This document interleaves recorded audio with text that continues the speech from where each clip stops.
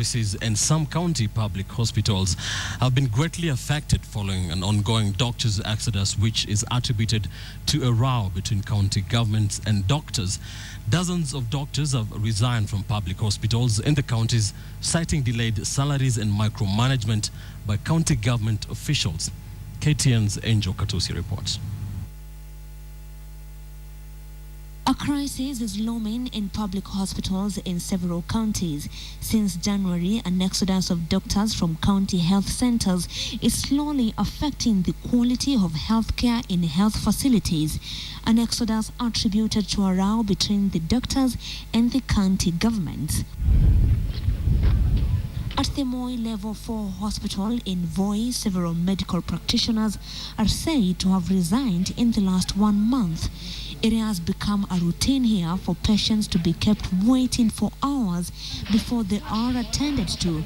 This is just one of the hospitals in Taita Taveta County, where about 8 doctors have resigned from different health centers. Tangu tumekuja hapa kwa madamu, tunaendelea kungojea majibu mpaka sasa hivi, kwanza tukuje saa 3. Nangoja majibu yatoke.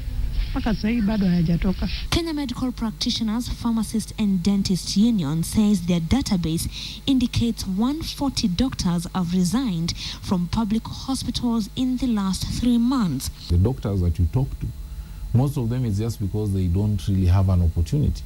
But if they were to get anything to do, they would just leave.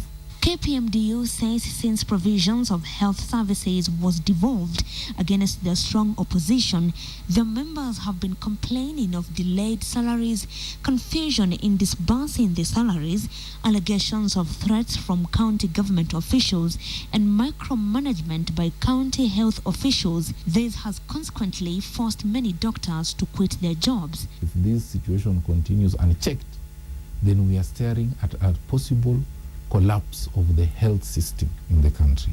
And looking at the way this country has been handling things, is that we wait for a crisis to happen. According to KPMDU, Embu and Coast are among the hardest hit by the exodus.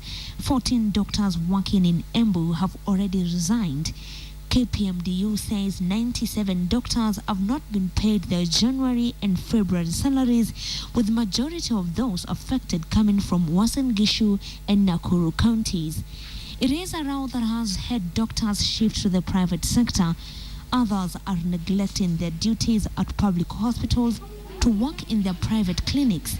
In Kiambu, Governor William Kabogo has warned doctors neglecting their duty stations of dire consequences, even as he called on the national government to allocate more funds to enable counties to pay the doctors better. We want to plead with the National Assembly to probably make a law that a doctor can only serve in one hospital.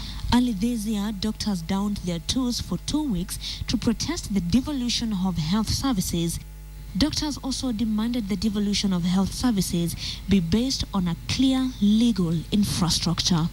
Angel Katusia, KTN.